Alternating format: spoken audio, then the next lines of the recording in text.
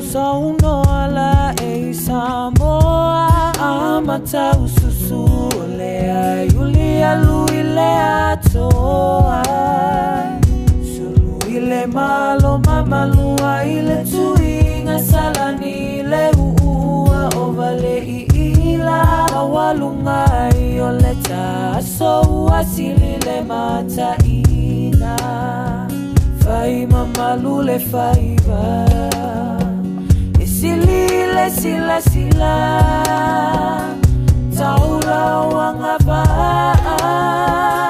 isio sasa ele mamaluna youla esilia tulava iona poneila Samoa mamalua ila valosa usauno. It's one of these really interesting historical elements of who we're made up of that not many people know about. You know, why is it that we have Pacific families that have been settled here? Primarily because New Zealand reached out and encouraged our communities to come to New Zealand at a time when there was quite extreme labour shortages, and to work in primary industries and manufacturing. And that's kind of where we've stayed. And you've got to think to yourself, why is that? There are some things that we can explain really well, things like qualifications and skills, but there are other things around the labour market that we can't explain. The difference between what Pacific people get paid and the general population, we can't explain why. It really sets families up for lifetimes of getting less than what they're worth over long periods of time.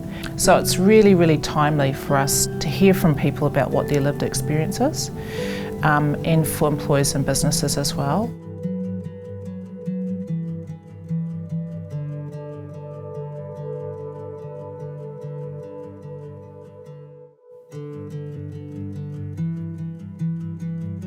I think one of the things that the inquiry should shine a light on is just raising the level of understanding of everyday New Zealanders. What does it mean to be going to work every day with the knowledge that you have your peers that will be receiving a different amount from you, but probably not for any reason other than a system which is discriminatory and racist? I think that when you have that knowledge, you can't turn it off. You can't unknow it. To me, that's kind of a precursor to systemic change. We're able to go, okay, so employers, what does it mean for you in your context to be able to address this and change the way that you're paying or recruiting or hiring or developing talent pipelines? Because lots of the time, I think we're not consciously doing bad things because we're bad people. It's just that practices become normalised and invisible very, very quickly. And so bringing that visibility back, for me, is one of the ways that the inquiry can really humanise what discrimination is all about. I think there are lots of ways to being engaged. I think reach out to the Human Rights Commission and the Pay Gap Inquiry team members, but also employers. It's just so important for employers and businesses to come to the party as well. They have vital information around how they practice, and the inquiry wouldn't be complete without that side of the picture either. We've just got to make good on the commitment as a country for all of our migrant populations as to why we're inviting you to come here and be contributing to our country. And then once you settle, it's about how it is that you can experience, like everyone else wants to, intergenerational prosperity and well-being. That's what we all want, so we should all be able to have it.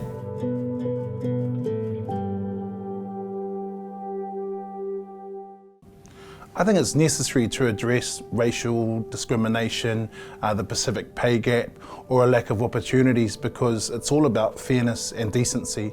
So for Pacific people, it's about being afforded the same opportunities as anyone else might have in the same situation. So it's being paid the same as anyone else, it's being treated as decently as anyone else, it's having access to the same pathways to achievement and progression as anyone else might have.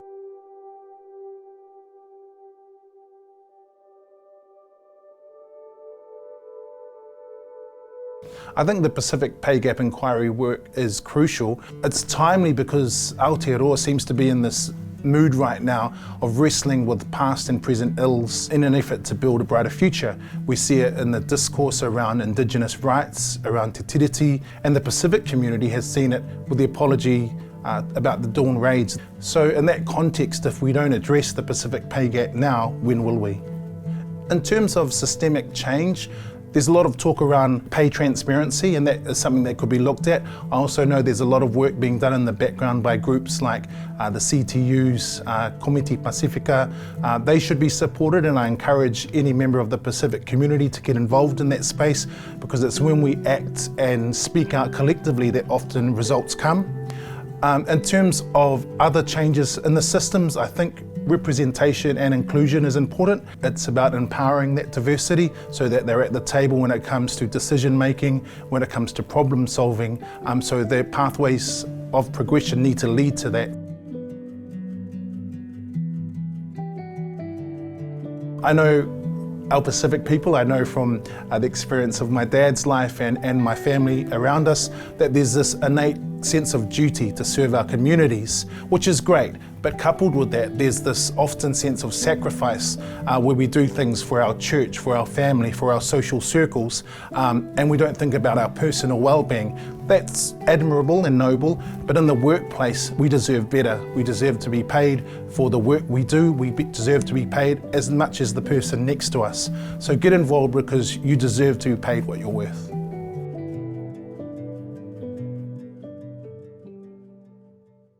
The Pacific pay gap is the difference between the highest income earners in New Zealand and the lowest income earners, and the lowest income earners are Pacific peoples.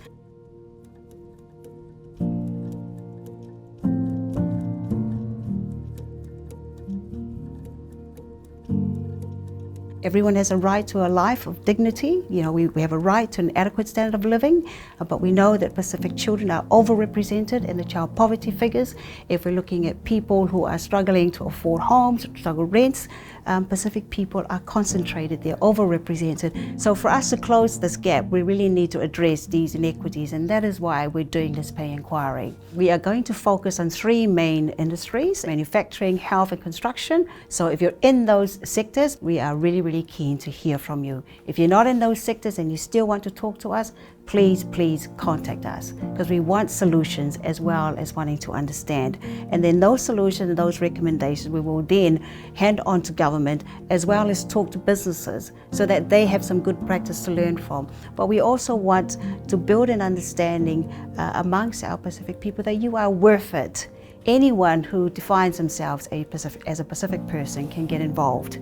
I have heard from Pacific people who are CEOs. I've heard about builders being paid unequally, laborers being paid unequally. You know, if you've been passed over for promotion, or if you've discovered that you've been paid equally and the system hasn't supported you, I'm interested in that too. It matters now because our people are suffering.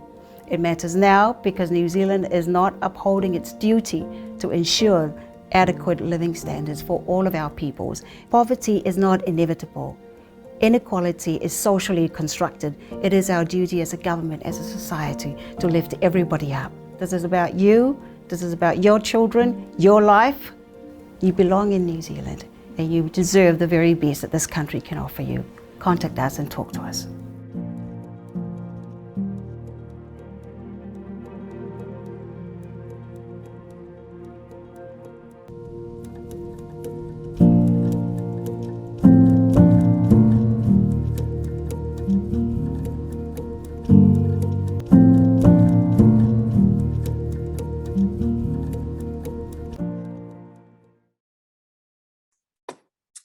Ya, noa ia, kia rana, māloe lelei, whakalofa lahi atu, talohani, aroha, tēnā koutou, Nissan Bolivinaka, namaste, warm Pacific greetings to all of you today, and thank you very much for being here to join our talanoa.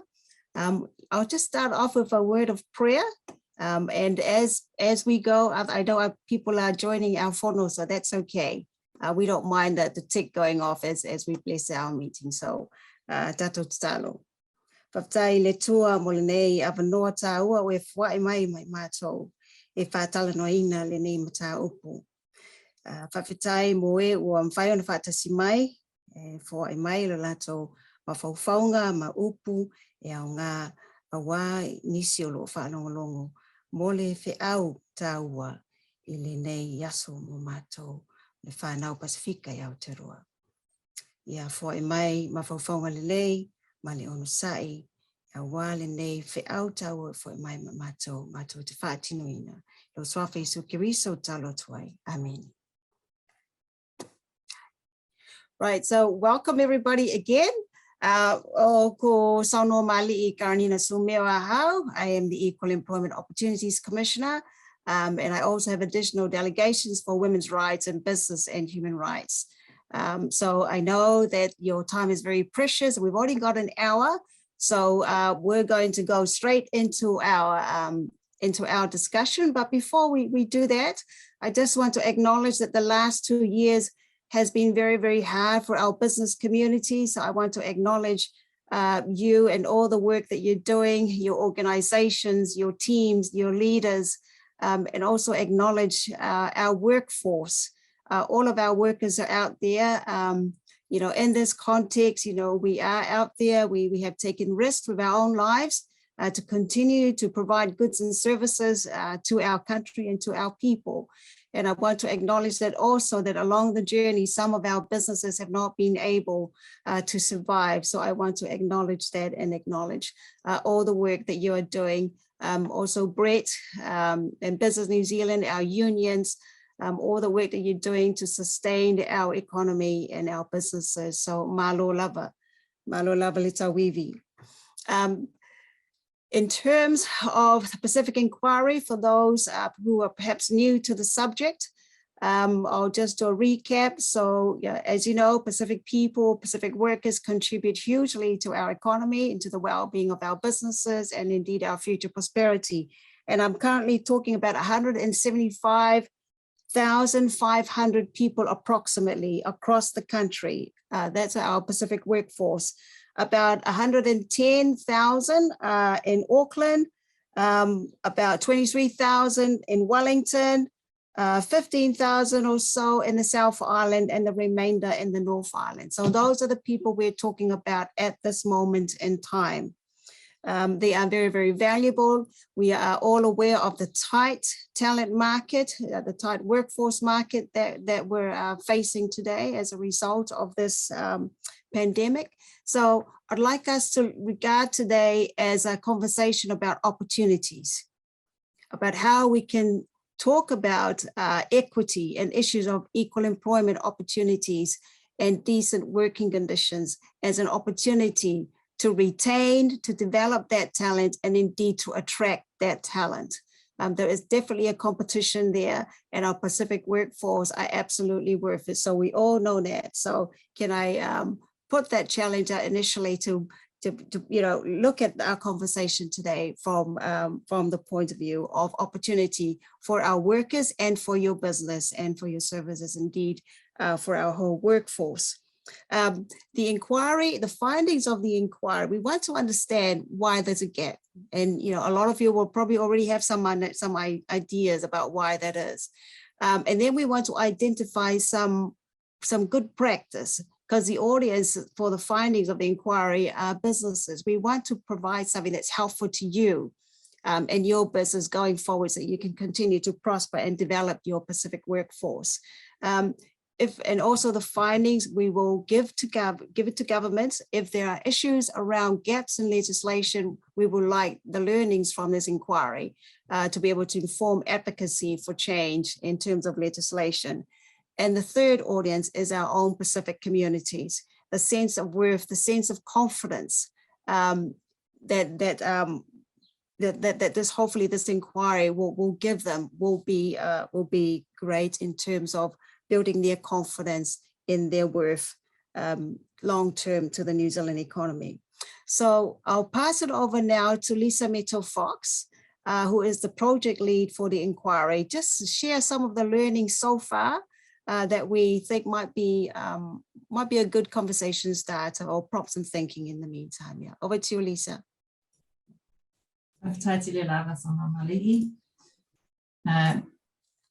All please enter your questions into the Q&A.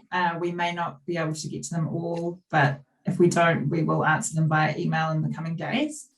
And I'd just like to share some key themes from the submissions we've received so far. Monitoring equality and diversity in the workforce can enable you to examine how your employment policies and processes are working and to identify areas where they appear to be impacting disproportionately on certain groups of staff. Monitoring can lead to the development of better and more informed, inclusive decision-making, including decisions on recruitment and promotion. What we're finding is that few of the employers that we are engaging with are collecting ethnicity data and using it in the advancement of equity in their organisations. We have found that a few companies are doing this work and also involving Pacific staff in the development of equity plans to help close the Pacific pay gap. This is an example of a very promising practice. Employers and workers perceive the drivers of Pacific pay gap to be different. We're seeing that quite starkly. Typically, employers perceive the drivers for Pacific pay gap to be the concentration of Pacific workers in lower paid occupations, and this is often referred to as the frontline staff.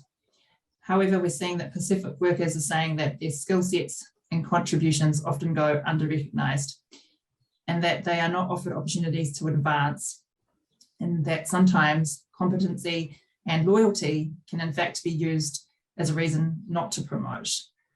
The quote from one person is, "Often under the noses of leadership is incredible unrecognised talent." What both Pacific workers and employers can agree on is that there needs to be more pathways for advancement and leadership for Pacific peoples. Now I'll just hand back to you, Zona Mali'i. Lisa. All right, so that's a bit of background to start our talanoa. So now we'll head on to our amazing panelists, and they'll be known to a number of you depending on the sector that you're in, but let me just provide a brief bio for each of them. So welcome to Lisa Tai. She is the Director of Pacific Services at Deloitte. Lisa was born in Suva, Fiji, and is of Rotuman and Fijian heritage. She is a director at Deloitte and is the lead of Deloitte's Pacifica Services Group, PASPEAO. Lisa's greatest passion is in providing pathways and opportunities for young Pacifica people to thrive in business. After 15 years in corporate, Lisa is driven to seeing change in the business world, one which is inclusive and recognizes the value that Pacifica people bring. Lisa's career has been in the governance, risk, and integrity realms, investigating issues, but also promoting integrity, ethics, and transparency at all levels. Welcome, Lisa.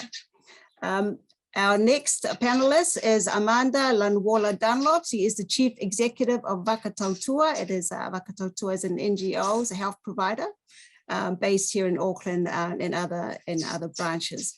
Amanda has 25 years experience and expertise in health policy development, management, relationship management, research, and evaluation.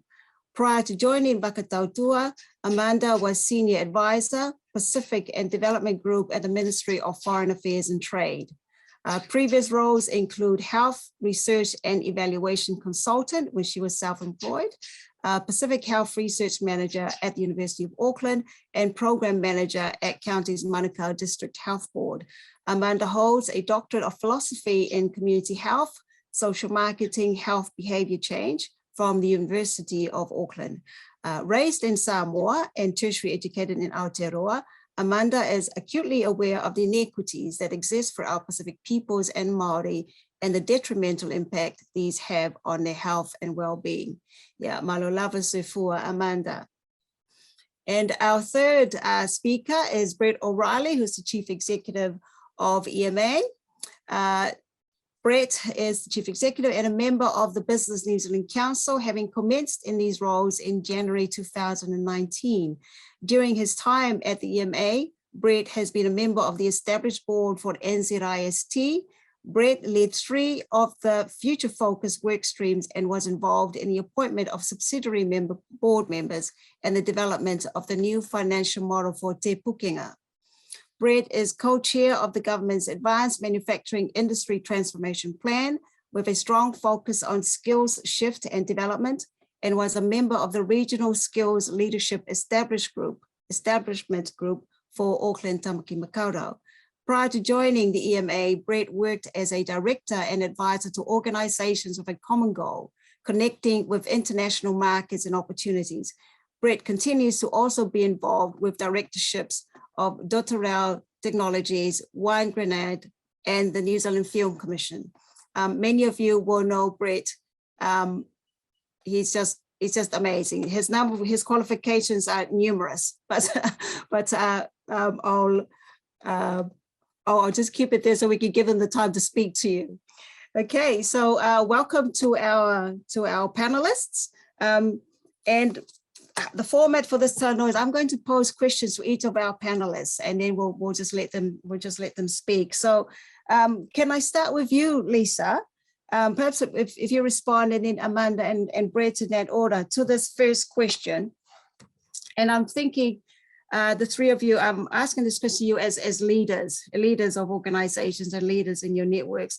Why do you think it's important to address the Pacific pay gap? Kia ora Māori, o te waisala Lisa Tai, so thank you very much. Warm Pacific greetings, everyone. My name is Lisa Tai, but thank you so much to Karanina and the team for having me on this webinar. It is a real privilege to be here with so many wonderful panelists. So I'm doing wonderful things for our community. So firstly, just thank you very much for having me. I'll try and keep my answer short, otherwise I'll take up all the time. For me, personally, I believe it is a fundamental human right for everyone, including our Pacific people, to be able to work in environments that are free from discrimination of any kind. And that includes being able to go to work, for your employer to acknowledge the value that you bring and the contribution that you make, and to be rewarded and paid fairly. I think it's a fundamental right that we're all entitled to. And I'm not quite sure what part of that people or employers could even argue with, right? So the fact, I think, and I guess again personally, the fact that our Pacific women, our mums and our sisters and aunties and daughters and cousins and nieces, on average receive 73 cents for every dollar that a European male receives. That just doesn't sit right with me, and it shouldn't sit right really with anyone. And so I think we have to remember that working conditions and pay affect all aspects of life. So it affects the time people have to spend with their families, it affects your health, it affects your well-being, your ability to purchase assets and to create generational wealth for your family. So the topic, Karanina, isn't confined to just work. It's not confined to one part of life. It spans across all opportunities for Pacific people to succeed in this country. And that is why I think that the work that you're doing is so critical. So I'm going to start rambling. I'll try and keep it short. But the inquiry, again, is important for me on a personal level. You know, I have so many close family and friends who work in the sectors that you've talked about. And I've previously shared about my mum, who was a factory worker for over 20 years, was never paid what she was worth, and the true value of her work and contribution was never financially rewarded appropriately. And, you know, now, long after retiring, she's dealing with the health implications that poorly paid work brings. So that's not right and it's not fair. And so I believe that for many successful organisations in this country, and it might not sound very PC, but I specifically believe that the sectors that this inquiry is covering, being manufacturing, construction and health, the success of our organisations and companies is actually built on the backs of brown people in this country and brown communities. And I think, and that includes my mum and all of her peers and all of her friends and colleagues. And so I think it's just about time that employees acknowledge that. And in closing, you know, I'm a mum to two young kids. I have Kalani, who's 8, and Kanoa, who's 4, and I really don't want them to have to be dealing with a Pacific pay gap by the time they enter the workforce. And I think what this is, we need a society-wide reckoning and systemic change and shift is required. if we're really to make any gains and reduce the current time frame, that Pacific women will have to wait another 120 years to receive equal pay. And I just don't think any of us should be waiting 120 years for change. Malo lava. Thank you very much. Amanda, what are your thoughts? I mean, as from the perspective of the CEO, why is it important to address this now? Thank you so no mali. Fatalo fatule paia male mamalu malo le sufu mawa male langi mama. Thank you for the opportunity to take part in this very important and timely seminar. You know, Lisa has pretty much hit everything on the nail in the first opening. It is a right for all of us to be remunerated and recognised for our work, you know, our value and our worth. And as she pointed out, New Zealand has been built on, you know, our Pacific labour workforce, you know, in the factories, the non-regulated workforce, which we have in the health sector, which is where a lot of our Pacific peoples are working, and also the unpaid voluntary work that our communities do. It is time that we focus on that, to address that, because yeah, it's a fundamental right and it needs to be fixed. I don't think there's any easy fix, and when I think about health, the health sector is so complex, and just the whole system is a system of inequity. It's built on inequity in terms of we have, you know, clinicians prioritised over non-clinicians. We have the regulated workforce that's prioritised over the non-regulated workforce. We have primary care, secondary care prioritised over the community spaces where the NGOs are. And that's even before you put a gender lens and a cultural lens, ethnic lens across that. So, you know, our Pacific people, you know, New Zealand is increasingly becoming more ethnically diverse. You know, we really are, you know, I think by 2030, we would almost be up to 15% of the New Zealand population. Culture influences people's way of thinking, people's way of doing, the way we see the world, also our understanding. So we actually need a Pacific workforce because we have that cultural value add that we bring, and that's the cultural knowledge, our cultural understanding, our worldview, our language. And, you know, we're not going to have a thriving, prosperous society if our workforce does not reflect who we are serving, and that they have the skills and the abilities to be able to support, you know, behaviour change. And I think particularly about the health sector and, you know, being able to connect with people and influence positive behaviours. So I think, you know, it's very timely. It makes sense from a human fundamental level, but also the value add with someone who's got cultural knowledge as well as a qualification. You know, they are able to bring the whole package to their work.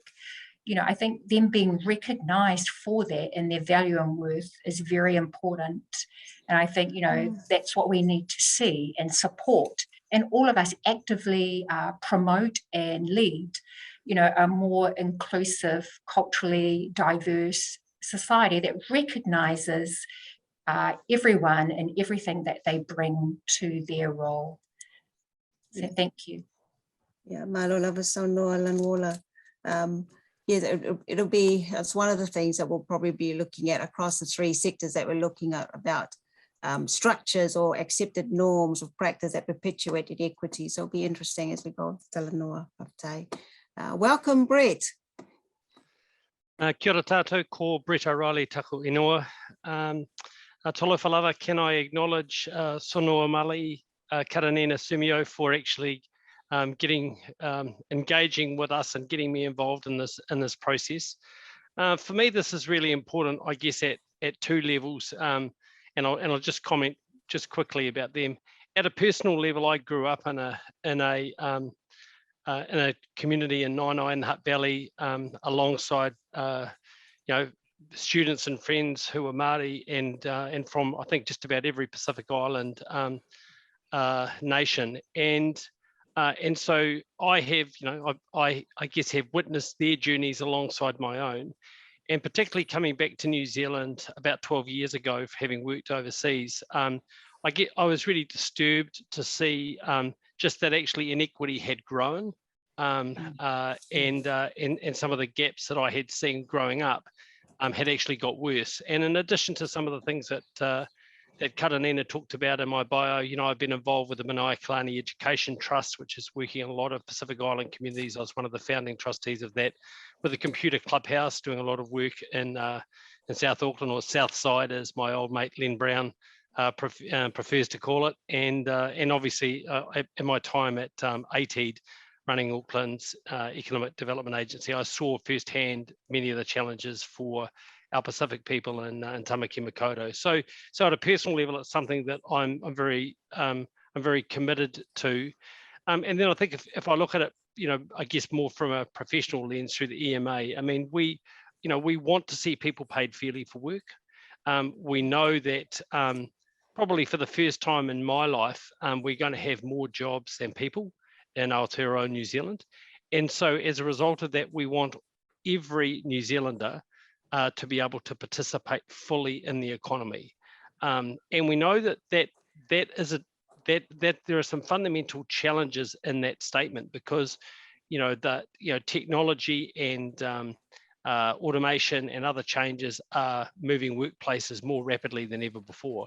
So that means that not only do we have to invest in great education and skills for Pasifika people when they're in the formal system, but we also have to have the support structures, what we talked about in the Tipu Kinga establishment as whakawhanaungatanga, to actually really support Māori and Pasifika workers, and if you like, workers of all nationalities and ethnicities through their lifelong journey. I'm part of the Future of Work Forum, which is a tripartite forum with the Business New Zealand Network, the Council of Trade Unions and the government. And it's something we've talked a lot about here. So I think this kaupapa is about the future of New Zealand. I think it's about the future of the prosperity of our communities and the prosperity of our businesses. And that, so it's an important initiative, and it's important that we get it right, because it's actually going to underpin, I think, a lot of the aspirations that many of us have for a better New Zealand in the future years. So, thank you again, Karanina, for involving me in this talanoa, and I really look forward to our discussion today. Oh, we're very honoured to have you, Brett. And I was wondering what the next question, one of you could continue talking a little bit more, because my next question is, what good practices have you seen? So you've talked about some of that work. Can you talk a little bit more about that? And then we'll come to you, Lisa, for what good practices you've seen, and then we'll go to Lanuola. Look, I think one of the things that I would observe is that the businesses are becoming more culturally aware of cultural differences in their workforce. I think we went through a phase in New Zealand where we became very Americanized in the way we managed businesses and the way we viewed businesses, and in some ways that dehumanized people. And I think I've in the workforces that I have managed in my time that I've been back, and in the companies that I engage with all the time across the 8,000 plus businesses that are members of the EMA, I see people and capability practitioners and CEOs really working hard around pay equity. Obviously, a lot of that focus initially has been on gender, and so it should be. And so I think this is a natural progression from that. Maybe we should have started at this with Pasifika, because it is such a critical issue. But I see that people are aware of the practice. We've had I brief our board every month, as recently as yesterday, on the progress with the Pacific pay gap inquiry and the learnings that we're getting from that. And we'll look to try and incorporate those learnings into the, a big part of what we do for those people that are not familiar with EMA is, I guess, produce best practice guides for businesses around this. And I think in some cases, there are definitely some confronting issues. And I think my colleague Lisa Tai really set those out for us. And so we have to lean into that, and we have to recognise that that we can play a role in educating people, finding the case studies and the best practice, and making sure that we do everything we can to ensure that best practice is embedded into as many workplaces in New Zealand as possible. No, thank you, Brett. Well, Lisa. Awesome, thank you. Thanks for sharing, Brett. And Brett, you're such a wonderful ally for our community. It's always lovely to hear from you, Brett, so thank you. Just a couple of things from me. Like, I think, firstly, it is really important to acknowledge where the accountability for this sits. And so for me, pay gaps, and specifically the Pacific pay gap, this isn't a Pacific workers problem. I think our Pacific workers are exhausted by having to deal with the constant generational inequity in the workplace. For me, this is an employer's problem to resolve, and that means it's the employer's accountability and responsibility to fix it and to actually take action on the pay gap. It's not the responsibility of your Pacific workforce to ask for better pay or conditions. It's not their responsibility to come up with all the answers for you also. So I think, yes, sure, we should be part of the process, but it's really important to remember where the accountability for this sits, and it sits with the employer for me.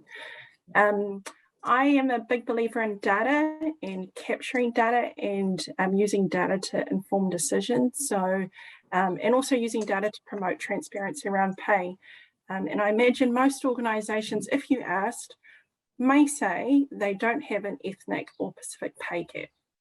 But I don't think that's true. I think the problem is that most organisations don't capture the information and therefore aren't able to track and therefore confidently confirm either way. So I think it's really important that employers and organisations need to revisit the way that they capture information.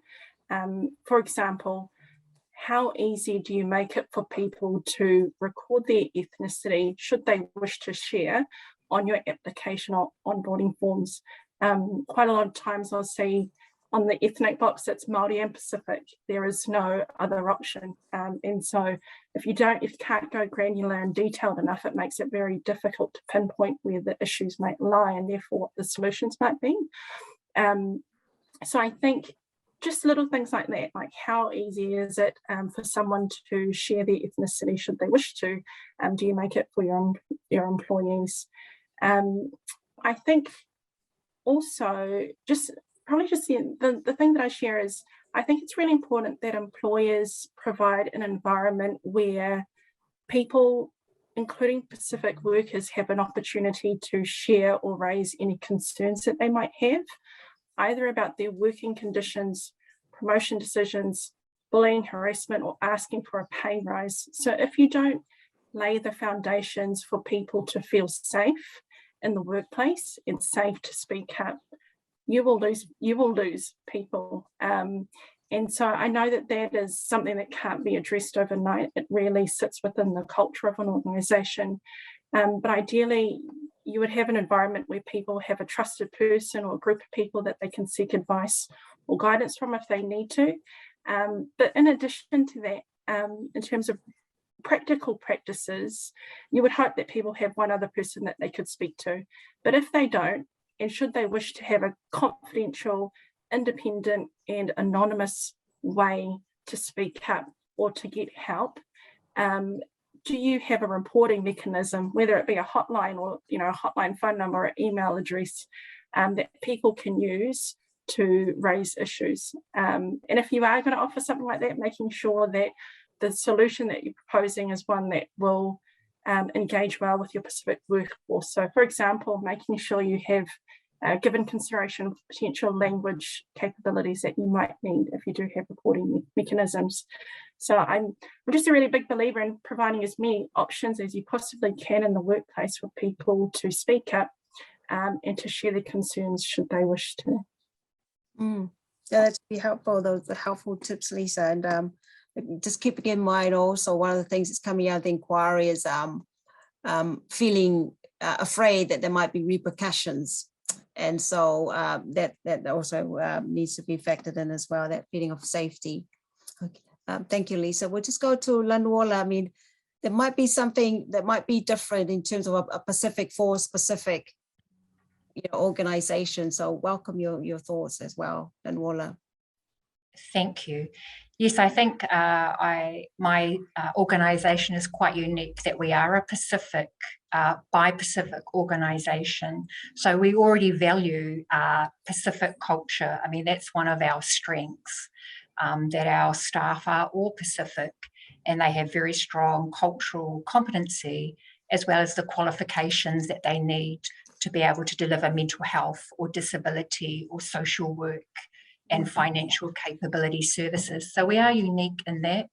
However, inequity can still exist within that.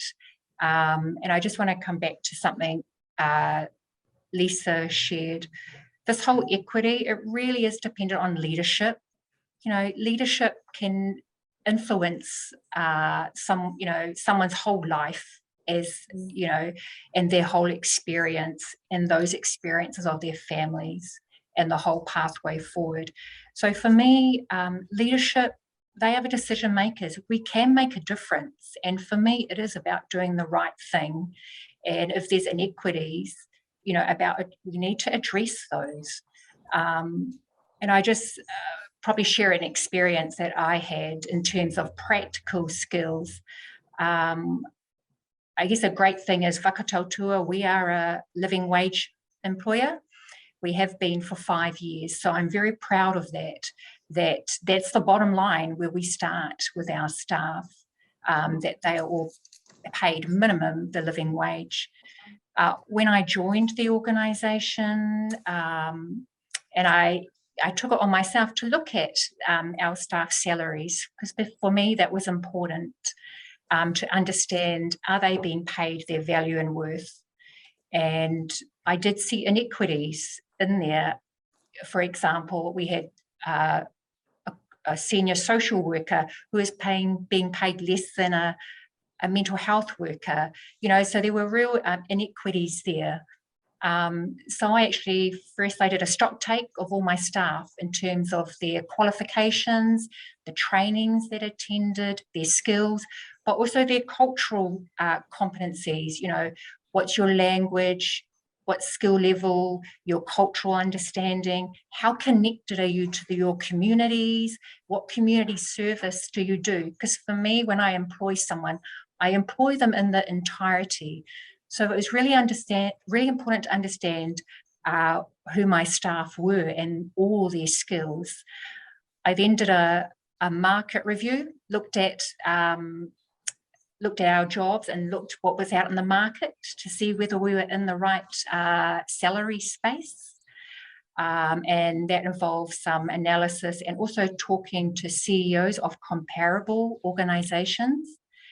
I then reviewed all our job descriptions to make sure, to look at the job sizing, that we weren't getting our staff to do more than they should be.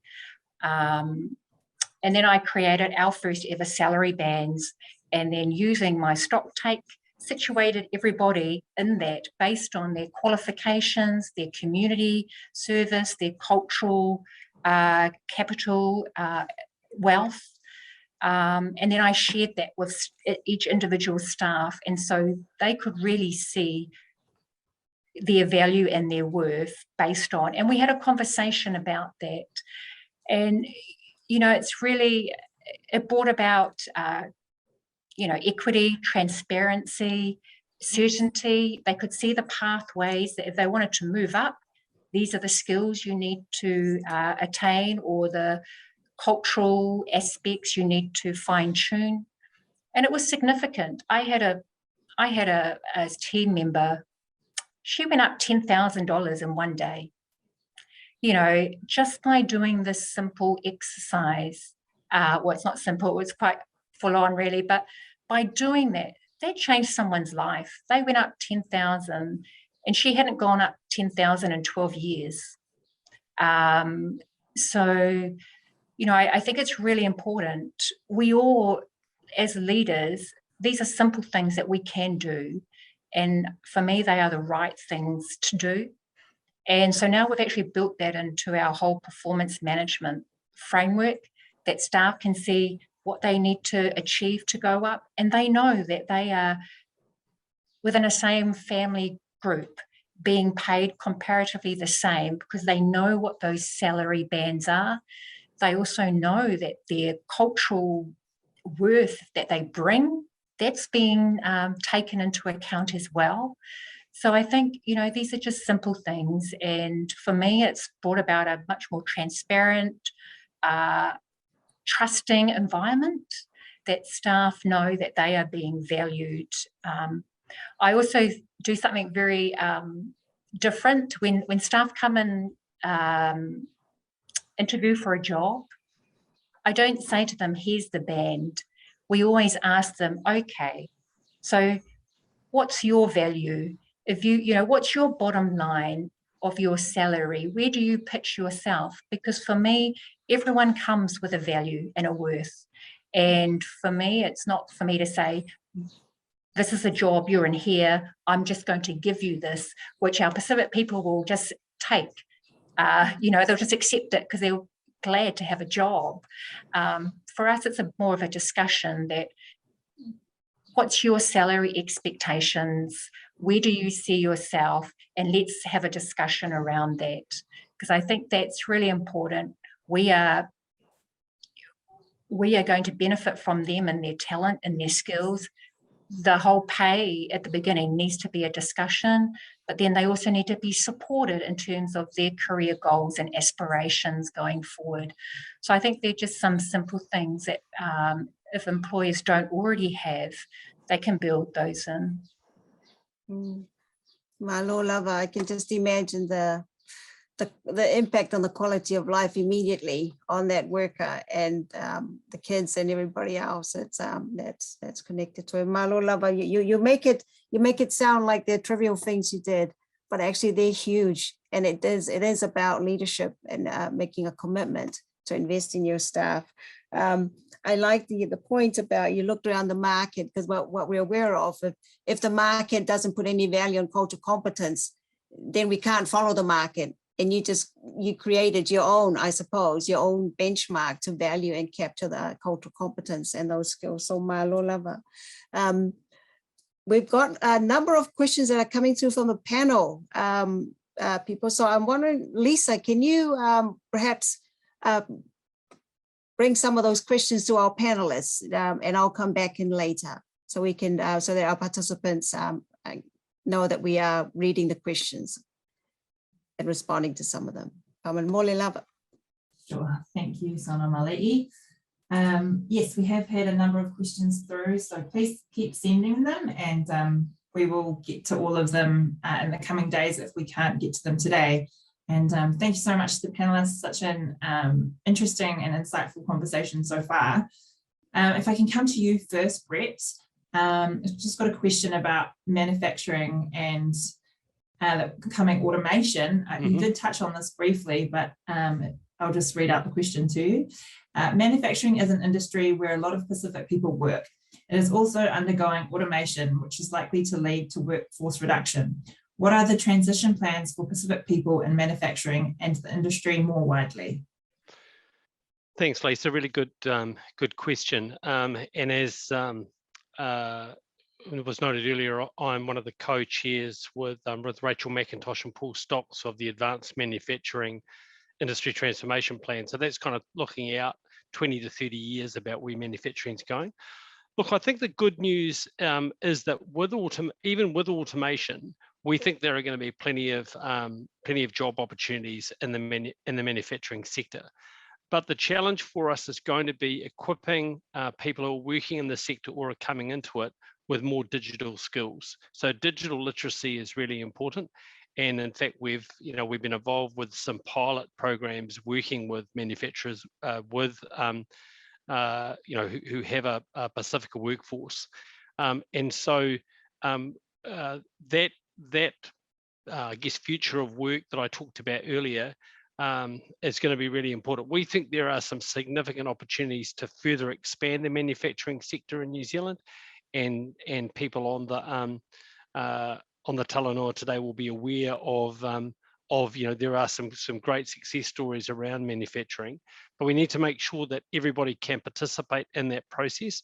I think there is a mistaken view based on history that manufacturing is almost like a sort of a dirty industry, it's where now if you walk into most manufacturing plants, they'll be as clean and tidy as an office, because they have to be. And so I think for all of us, it's about having a very through the ITP, we want to set a really clear direction about where the industry is going, and make sure that employers have access to the skills and training that they are going to need to provide to their workers to ensure that they can participate in that process. And it's not all really big high tech stuff. Some of it is enabling workers to use digital devices, just to enter information rather than walking around with a clipboard and a pen. So there are some great opportunities in that space, and I think it can be an industry where we can really aspire to have higher pay for Pasifika workers. Yeah, thank you for that, Brett. And I think what you said about sometimes people think that manufacturing is kind of a dirty industry, and as we know, a lot of Pacific people have traditionally and still work in manufacturing. So yeah, breaking down some of that perception is great. Now I'd just like to move to you, Amanda. So this is to do with the health sector. What are the opportunities and challenges in light of the ongoing care reforms to ensure that care work is good work for Pacific workers, where they are paid fairly for their contributions and cultural competence and have ample opportunities to train and progress? Thank you, Lisa. That's a really big question, and to have a silver bullet in the 5 minutes is quite a difficult feat. Look, the health and disability reforms that were announced are very inspirational and aspirational.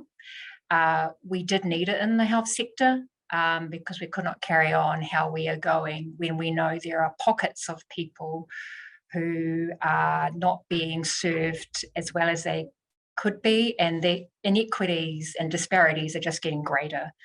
So I think the opportunities, I'll start with that first. I think the outcomes that it's looking for in terms of equity, partnership, excellence, person and whānau centred, they are all wonderful outcomes, and definitely speak to Pacific people and really responding to them and their needs if you're putting them first. And that's both in terms of care, but also support, and needing a workforce that will support that and enable it and make it happen. So I think that's promising. But I think always it's the devil in the detail. And I think, I do know the government has these great aspirations, but behind the scenes, there is a lot of work going on to say, well, what does that look like for Māori, and what does that look like for Pacific and for disabled? Because as I alluded to before, the health sector, it's inequity is just ingrained, and it actually needs really systemic changes to bring about change. So the question is, are we just moving to deck chairs or are we really changing the whole boat? And I know for our Pacific people, there's a lot of us in all these different work streams really pushing the Pacific agenda, because we don't want this opportunity to be missed, where if you're shaking up the system and you really want equity and people focus, but you actually miss the boat, well, we don't want to be sitting here in 20 years and still having this conversation. So I know I personally am involved in workshops that are looking at the health, the workforce, growing our workforce, because we don't have a Pacific workforce. It's very minimal. So how are we going to grow and retain our workforce? Because when people actually get in there, it's not a great experience. They go elsewhere. So how do we grow our workforce, retain it? What does that look like? What competencies do we need? Cultural competencies do we need? Because we've already got the qualifications. What's the cultural competencies and what's the pathways we put in place? How do we support that?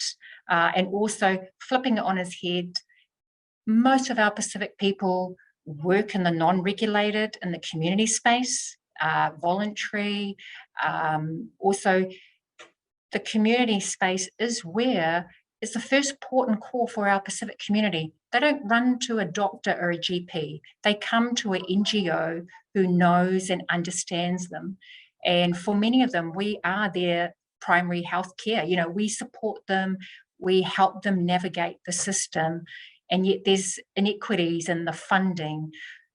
Everyone in our community space is paid way less than someone sitting in a DHB.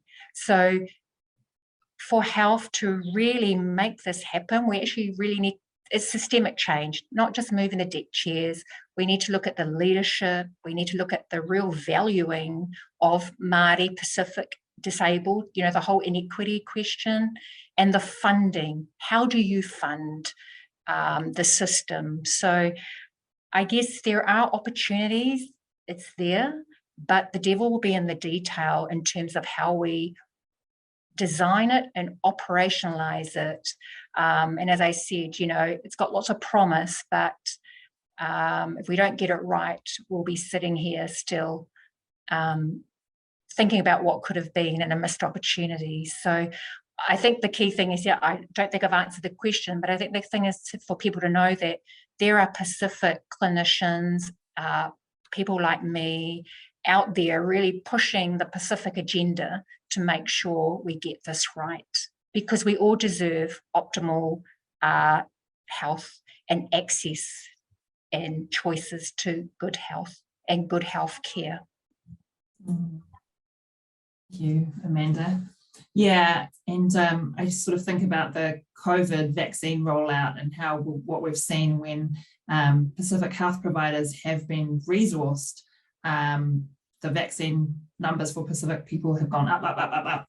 So I think about that in this context as well. And I feel very hopeful for the changes to come, knowing that there's leaders such as yourself working in that space for all of us. So thank you. Lisa Tai, I'll come to you now. I've just got a question focused on construction. So the nature of construction is that there are multiple levels on contractors and subcontractors. Each contractor and subcontractor needs to make their own profit margin, and thus a labourer who in many cases is Pacific has very little bargaining power. What can be done about this? Gosh, thank you. I'm going to attempt to answer your question, Lisa. Thank you. My husband is a builder, and some of my closest friends are in the construction and trade. So again, feel really personally invested and interested in this particular sector. So from my perspective, and just want to acknowledge there are lots of groups doing amazing work in this space already. So for example, the Pacific Business Trust is offering the procurement support service targeting those in construction. It's a program run by PBT and the Ministry of Business, Innovation and Employment to support Pacific businesses in construction. So on that, I would say that we really need Pacific people up the construction and contracting supply chain. Apologies if I get any of the terminology wrong, but we know that our people in construction face the biggest risk when projects fall over. We tend to be multiple steps away from the head contract or the key decision makers. So of course, when you're at the bottom of the food chain, you are impacted the most. So if you are a subby of a subby of a subby, and each person is either losing money or taking a cut when things go wrong, the subby or the labourer at the end will take the biggest hit, and that is where the majority of our people sit. So for me, I think we need as many Pacific businesses to be supported to move up the supply chain and to get as close as possible to the main decision-making or contracting spot. We also know that we have Pacific businesses or contractors in positions to hire or contract others. So when we put Pacific businesses in a position where they can recruit and hire and bring on more, we know that we will look after our own and we will hire other Pacific. So by supporting one Pacific business in construction, there is such a wide positive impact on multiple businesses, multiple individuals and multiple families. So for me, it does start with, it can start with one. I'd also say for the big construction or the larger construction players and firms, when you are looking into how you support your Pacific workforce, including addressing the Pacific pay gap, don't just think about your direct permanent employees that are on your books. That should be the easy part. I think you just need to make sure that you are looking out for all of those involved in your ecosystem or on your projects. So for example, in construction, ask your head contractors about how they support their Pacific employees and Pacific subbies. What are they doing to support and provide a supportive and fair environment? Also, what are you doing about your temp or labour hire staff or casual workers? They are part of your ecosystem. They might not be permanent employees, but that makes a huge part of this whole jigsaw puzzle that is construction. How are they being treated and remunerated? So I think it's just starting to ask the questions of everyone involved in your ecosystem and supply chain about what they are doing to support and promote Pacific people. And I think in a nutshell, like other industries, we need as many Pacific people as possible in decision-making leadership positions. We need to have our place at the top of the chain, like Amanda mentioned, and whether that be through executive or senior leadership or head contractor arrangements. If we are not at the top and we're not involved, the change, I suspect, will be very slow, will be very painful. And I think construction is just such a high growth sector for our economy. It's, there's so much happening, which means there's huge opportunity and we have large numbers of people engaged in the sector. So if we do it well and we start making small changes now, the construction sector could really play a big role in shifting the needle for our community overall. But if we don't get it right, and if we don't do anything, or we take too long, we're just going to continue to perpetuate the inequities that already exist, and we'll continue to miss out. So thank you, Lisa. Hi, Lisa. And yeah, thank you so much for raising the issue about labour hire workers. We do know that many Pacific people are working as labour hire workers and sort of almost can fall through the gaps. So yeah, that's fantastic. Thank you. Sana Mali'i, I'm actually going to come to you now. So we've had a number of questions in the chat asking about pay transparency. So I've decided to just go with one particular question, but I think it should answer what many people in the Q&A have been asking. So pay transparency is critical information that organisations should be reporting on. There are international countries that have this legislated, albeit mostly on gender pay transparency. Is there an appetite for New Zealand to have a pay transparency legislation and take it further to ethnic pay transparency and not just gender pay transparency? Yeah, no, it's a great question. I think we've all talked, the panelists have talked about it in different ways. Just so everybody knows, so the Human Rights Commission launched a campaign for pay transparency. We started in 2019 under my portfolio. And in October or September this year, I was invited by a select committee to come and talk to them about pay transparency. So, I mean, we essentially talking similar to what Amanda Landwala talked about, just having the pay scale for whatever role, be transparent, have it on a job. When you put out an ad, put it on the job so people know, and things like that. So we are lobbying the government. We have a petition now. If you go onto the Human Rights Commission, there's a petition there if you want to support the call for pay transparency. Yes, by pay transparency, we want it to benefit everybody. Yes, gender, yes, ethnicity, but we want it to be an entitlement for everybody to help anybody who's seeking a job or who wants to progress in their work. So there is a campaign. Please go and have a look at it.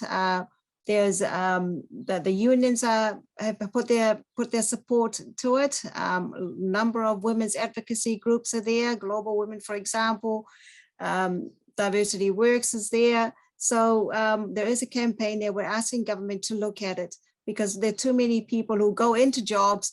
You know, they don't know what it's worth. Lucky if you get an interview, some of them only hear it when they get to the interview stage. And Amanda, as you said, you know, when it comes to Pacific people, we're so grateful to be offered a job when we're scared to lose it. Well, actually, that's not just a story for Pacific. That's a story for a lot of our new migrants. You know, people have come in.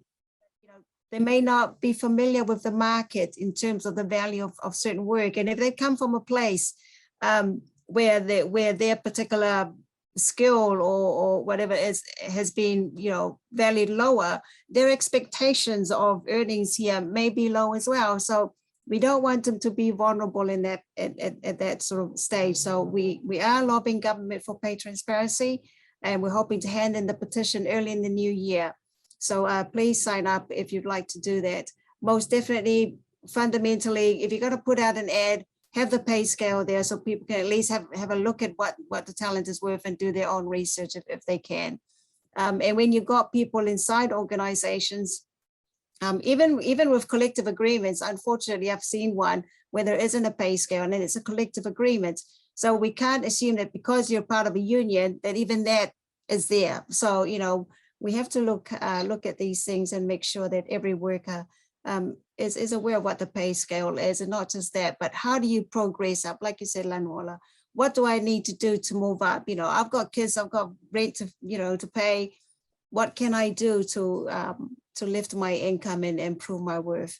And I think this thing about, Elisa, you've talked about it, just making space to Talanoa, talk with your workers. I know everybody's busy, but for Pacific people, the narrative is really important. But if you say something, then you must follow through. You must honor what you say. Because Pacific people, what we say is basically the contract. So, you know, there's no point saying, but it wasn't in the contract. If you say something, please honor it, because they will take you at your word. You break that trust 1 or 2 times and that's it. They won't feel safe with you. They'll start looking somewhere else. And we're now in a market where values matter to people, not only to Pacific, values matter to new talent, to everybody.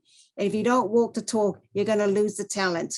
And that will directly impact your ability to continue to function as a process, as a business, even in the public service as well.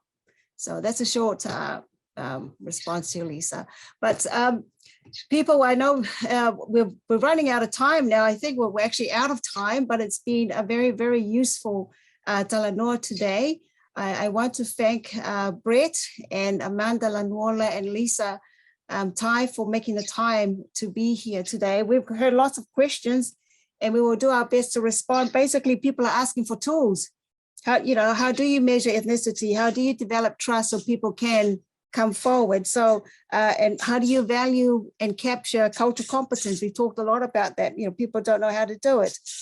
So people are asking for tools, and that's great because this is something that Inquiry can work on and work on closely with EMA as well. Because if that can be something that we can support the EMA with to get out to our SMEs, that would be something that's really useful that's come out of this discussion. But for now, I just want to let everybody know that we've started engagements. And if you want to engage or you want your Pacific workers to engage in the Inquiry, there's a survey. There's a website, Lisa, there's a link there. So please encourage your Pacific workers to complete the survey. If you also, as an employer, want to engage in the survey, there's also an employer survey, or if you want us to come and talk to you face to face, would love to. Hopefully, if we're free, be able to leave our homes, we will come and speak with you. We can do the Zoom stuff. So we would welcome any invites if you're an employer to engage with the Inquiry. And there's also the electronic surveys there for people to engage with us. I'm happy to Talanoa if you're not into the survey. Happy to Talanoa and face to face or on the phone or wherever. So thank you very much, everybody, for making the time. Can I ask our sister Lisa Tai to close off our whono. And God bless you all. Whaftai lava Amanda and Brett again. Malo se fua. Wonderful. Thank you. Thank you so much for providing this space for all of us to Talanoa. Lovely. I apologise for not being able to pray and return all Fijian, but please bear with me. Let us close our eyes and bow our heads.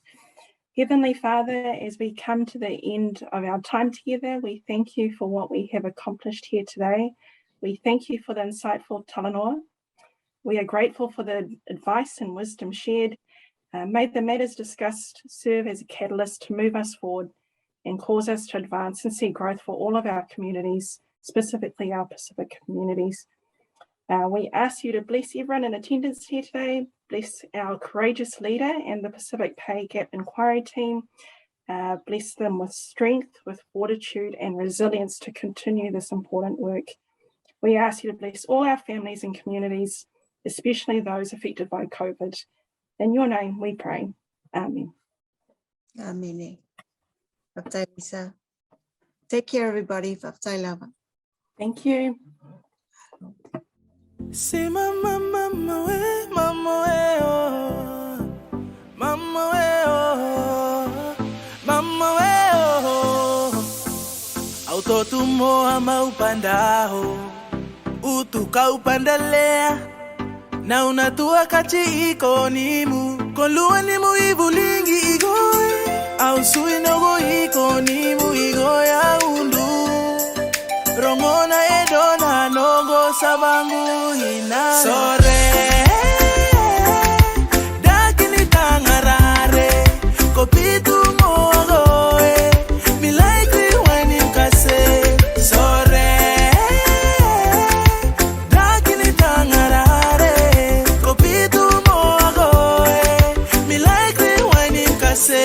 Oh my dear, remember me, new number low here, try calling me. Me like suicide, Jackie without you I'm darkness. Full village send me round with him you hide. Boss blow me to say for me, make him up mine.